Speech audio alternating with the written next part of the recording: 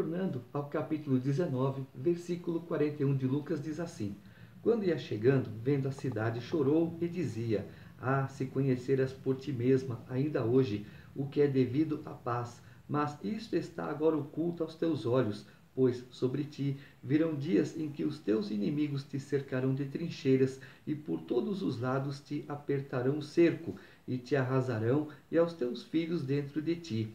Não deixarão em ti pedra sobre pedra, porque não reconheceste a oportunidade da tua visitação. Qual é essa oportunidade? É Jesus Cristo. E o que ele está falando aqui de arrasarão? Foi quando o Marechal Tito, ele então cerca Jerusalém e invade Jerusalém, toma Jerusalém, e aquela barbaridade toda, exatamente no ano 70. A paz do Senhor, explicando a Bíblia comigo, Pastor Carlos.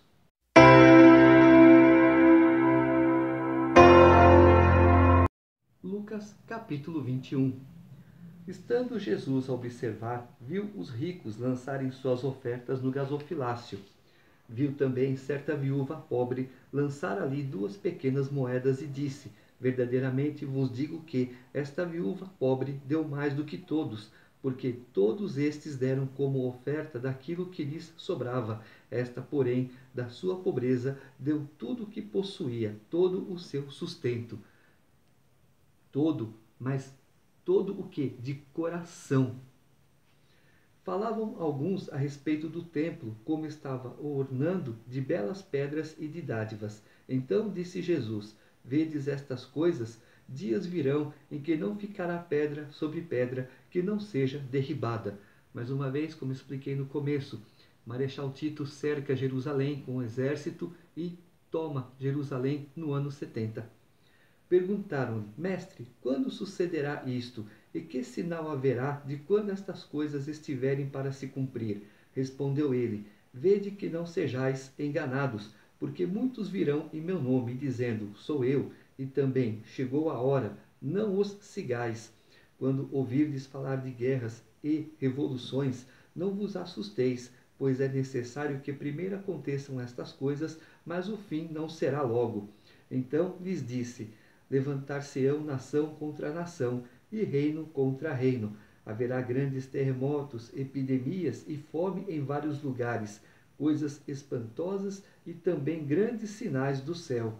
Antes, porém, de todas estas coisas, lançarão mão de vós e vos perseguirão, entregando-vos às sinagogas e aos cárceres, levando-vos à presença de reis e governadores por causa do meu nome. E isto vos acontecerá para que deis testemunho. Assentai, pois, em vosso coração, de não vos preocupardes com o que haveis de responder, porque eu vos darei boca e sabedoria, a que não poderão resistir, nem contradizer todos quantos se vos opuserem, e sereis entregues até por vossos pais, irmãos, parentes e amigos, e matarão alguns dentre vós. De todos sereis odiados por causa do meu nome. Contudo, não se perderá um só fio de cabelo da vossa cabeça, é na vossa perseverança que ganhareis a vossa alma. Explicado? O que aconteceu? A perseguição dos judeus lá na Segunda Guerra Mundial. Olha, tem um rapaz ali, ele é judeu. Olha, eu sou judeu e estou entregando judeu. Ele tem ouro, ele tem prata. Ah, é? Então vamos lá. Vamos saquear aqueles judeus, vamos levar esses judeus cativos. Mas fora isso, quantas perseguições lá no início, Pedro, Paulo, João, Tiago, Estevão sofreram as perseguições por causa de Jesus. A igreja hoje também é perseguida. Você não pode fazer culto, você não pode adorar a Deus, você não pode ler a Bíblia. Está assim meio encoberto por enquanto, mas tudo isso virá a ser descoberto. Quando, porém, virdes Jerusalém sitiada de exércitos, sabei que está próxima a sua devastação.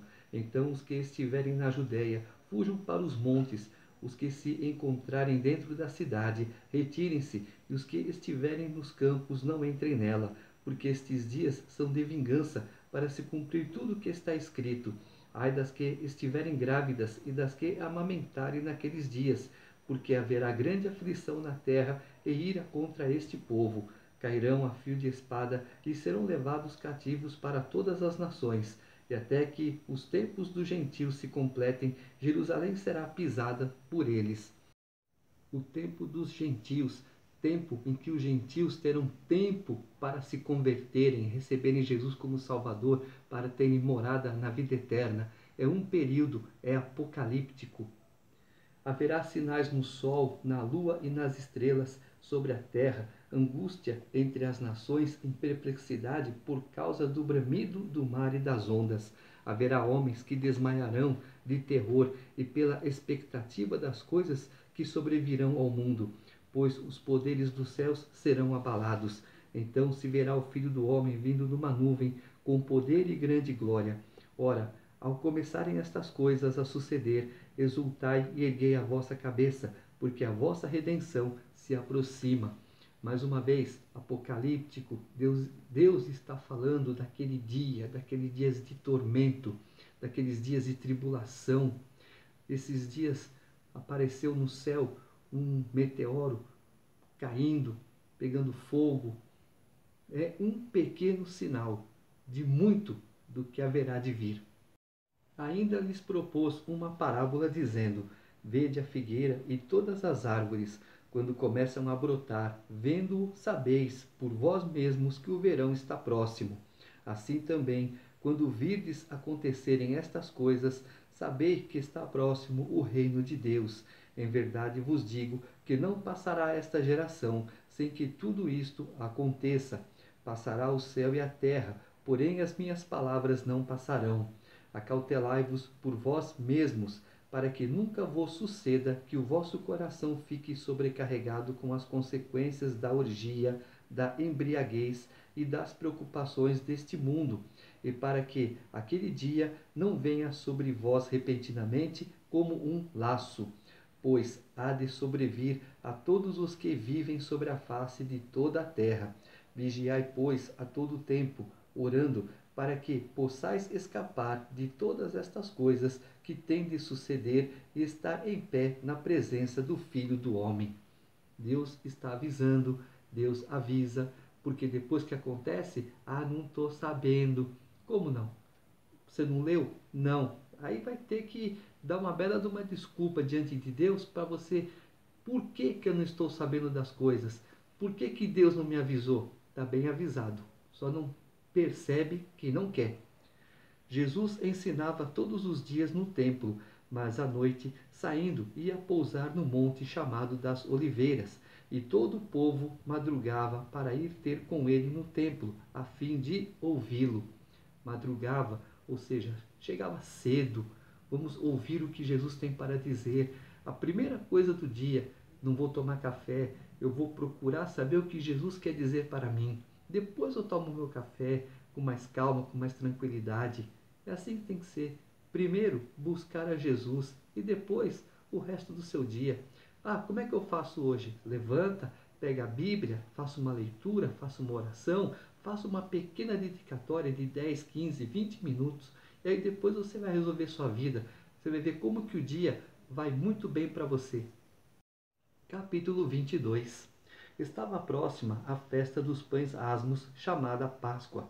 Preocupavam-se os principais sacerdotes e os escribas em como tirar a vida a Jesus, porque temiam o povo. Ora, Satanás entrou em Judas, chamado Iscariotes, que era um dos 12. Este foi entender-se com os principais sacerdotes e os capitães sobre como lhes entregaria Jesus. Então eles se alegraram e combinaram em lhe dar dinheiro. Judas concordou e buscava uma boa ocasião se lhe entregar sem tumulto. Chegou o dia da festa dos pães asmos, em que importava comemorar a Páscoa. Jesus, pois, enviou Pedro e João, dizendo: ide preparar-nos a Páscoa para que a comamos. Eles lhe perguntaram: onde queres que a preparemos? Então lhes explicou Jesus: ao entrares na cidade, encontrareis um homem com um cântaro de água. Segue-o até a casa em que ele entrar. E dizei ao dono da casa: o mestre manda perguntar-te: onde é o aposento no qual hei de comer a Páscoa com os meus discípulos? Ele vos mostrará um espaçoso cenáculo mobiliado. Ali fazei os preparativos. E indo tudo encontraram como Jesus lhes dissera e prepararam a Páscoa. Um homem com um cântaro era uma coisa incomum. Se Jesus dissesse uma mulher com um cântaro, havia muitas, centenas.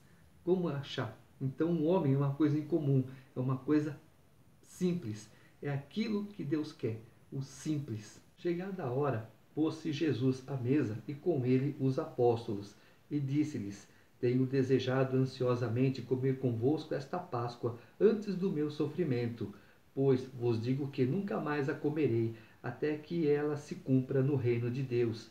E tomando um cálice, havendo dado graças, disse: Recebei e reparti entre vós, pois vos digo que, de agora em diante, não mais beberei do fruto da videira, até que venha o reino dos céus. E tomando um pão, tendo dado graças, o partiu e lhes deu, dizendo: Isto é o meu corpo oferecido por vós. Fazei isto em memória de mim. Semelhantemente, depois de cear, tomou o cálice, dizendo: Este é o cálice da nova aliança no meu sangue, derramado em favor de vós. Todavia, a mão do traidor está comigo à mesa, porque o Filho do Homem, na verdade, vai segundo o que está determinado, mas ai daquele por intermédio de quem ele está sendo traído. Então começaram a indagar entre si quem seria dentre eles o que estava para fazer isso. Jesus aqui então, ele institui a Santa Ceia. Na hora do pão, você apresenta o pão a Deus, você ora, você abençoa. Também o cálice com o suco de uva, você apresenta a Deus, você ora, você abençoa. Mas não há a transubstanciação, não é a transformação do pão em corpo humano, não é a transformação do vinho, do suco de uva em sangue. Não, é apenas simbólico. Fazer isto em memória de Jesus. Suscitaram também entre si uma discussão sobre qual deles parecia ser o maior, mas Jesus lhes disse: Os reis dos povos dominam sobre eles, e os que exercem autoridade são chamados benfeitores. Mas vós não sois assim, pelo contrário, o maior entre vós seja como o menor, e aquele que dirige seja o que serve. Pois qual é maior, quem está à mesa ou quem serve? Porventura não é quem está à mesa? Pois no meio de vós eu sou como quem serve. Vós sois os que tendes permanecido comigo nas minhas tentações. Assim como meu Pai me confiou um reino, eu vô-lo confio, para que comais e bebais à minha mesa no meu reino, e vos assentareis em tronos para julgar as 12 tribos de Israel. Viu a nossa importância? Nós não vamos, talvez, julgar as 12 tribos, mas nós vamos julgar aquele que caiu. Seremos os promotores de justiça diante de Deus contra quem? O rebelde, contra aquele que se rebelou contra Deus, sem motivo nenhum. Simão, Simão, eis que Satanás vos reclamou para vos peneirar como trigo. Eu, porém, roguei por ti, para que a tua fé não desfaleça. Tu, pois, quando te convenceres, fortalece os teus irmãos. Ele, porém, respondeu: Senhor, estou pronto a ir contigo, tanto para a prisão como para a morte. Mas Jesus lhe disse: Afirmo-te, Pedro, que hoje 3 vezes negarás que me conheces antes que o galo cante. Já expliquei lá atrás que esse galo não é aquele galo garnizé, carijó, não, é o galo da madrugada em que as pessoas passavam tocando trombetas, dando sinal de que hora de recolher. Então, antes que esse galo, antes que esse aviso seja dado 3 vezes, 2 vezes, você, Pedro, terá me negado 3. A seguir, Jesus lhes perguntou: Quando vos mandei sem bolsa, sem alforje e sem sandálias, faltou-vos porventura alguma coisa? Nada, disseram eles. Então lhes disse: Agora, porém, quem tem bolsa, tome-a, como também o alforje. E o que não tem espada, vende a sua capa e compre uma. Pois vos digo que importa que se cumpra em mim o que está escrito. E foi contado com os malfeitores, porque o que a mim se refere está sendo cumprido. Então lhe disseram: Senhor, eis aqui 2 espadas. Respondeu-lhes: Basta. Não seria essa espada, espada de luta, mas a espada da verdade, que é a Bíblia, que é a palavra de Deus. Era esta espada a qual Jesus estava se referindo.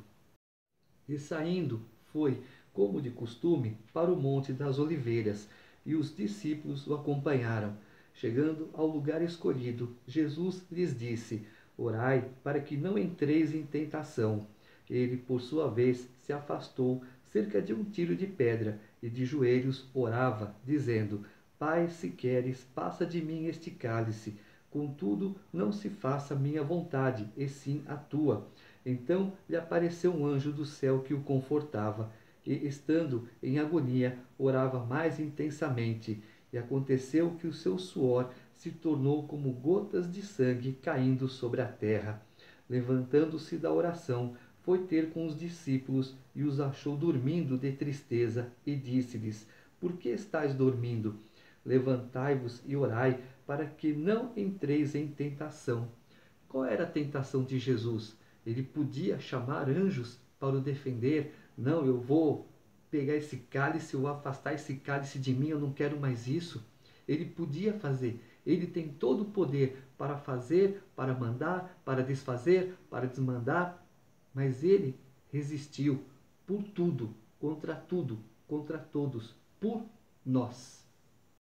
Falava ele ainda, quando chegou uma multidão, e um dos 12, o chamado Judas, que vinha à frente deles, aproximou-se de Jesus para o beijar. Jesus, porém, lhe disse: Judas, com um beijo traz o Filho do Homem? Os que estavam ao redor dele, vendo que ia suceder, perguntaram: Senhor, feriremos a espada? Um deles feriu o servo do sumo sacerdote e cortou-lhe a orelha direita. Mas Jesus acudiu, dizendo: Deixai, basta. E tocando-lhe a orelha, o curou. Então, dirigindo-se Jesus aos principais sacerdotes, capitães do templo e anciãos que vieram prendê-lo, disse: Saístes com espadas e porretes, como para deter um salteador? Diariamente, estando eu convosco no templo, não pusestes as mãos sobre mim. Esta, porém, é a vossa hora e o poder das trevas. Então, prendendo-o, o levaram e o introduziram na casa do sumo sacerdote. Pedro seguia de longe. E, quando acenderam fogo no meio do pátio e juntos se assentaram, Pedro tomou lugar entre eles. Entrementes, uma criada, vendo-o assentado perto do fogo, fitando-o, disse: Este também estava com ele. Mas Pedro negava, dizendo: Mulher, não o conheço. Pouco depois, vendo-o, outro disse: Também tu é dos tais. Pedro, porém, protestava: Homem, não sou. E tendo passado cerca de 1 hora, outro afirmava, dizendo: Também este verdadeiramente estava com ele, porque também é galileu. Mas Pedro insistia: Homem, não compreendo o que dizes. E logo, estando ele ainda a falar, cantou o galo. Então, voltando-se o Senhor, fixou os olhos em Pedro, e Pedro se lembrou da palavra do Senhor, como lhe dissera: Hoje 3 vezes me negarás, antes de cantar o galo. Então Pedro, saindo dali, chorou amargamente. Antes de você ofender a Deus qualquer coisa para chorar amargamente, pense: se Deus falou, vou eu fazer. Se Deus falou, vou eu tirar. Se Deus falou, vou eu entregar. Receba, guarda no teu coração, não saia comentando com ninguém. E quando acontecer o bom ou o ruim, não chore, porque você foi avisado. Simplesmente faça o querer de Deus, e tudo que vier para você da parte dele é bom, agradável e não gera dores.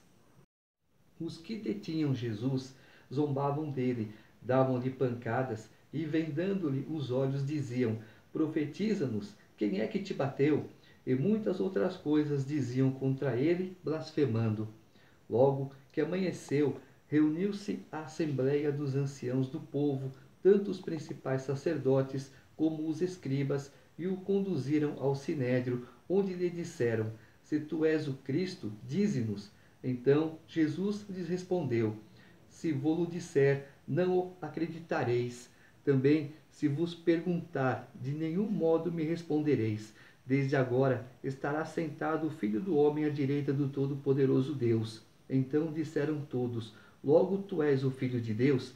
E ele lhe respondeu: Vós dizeis que eu sou.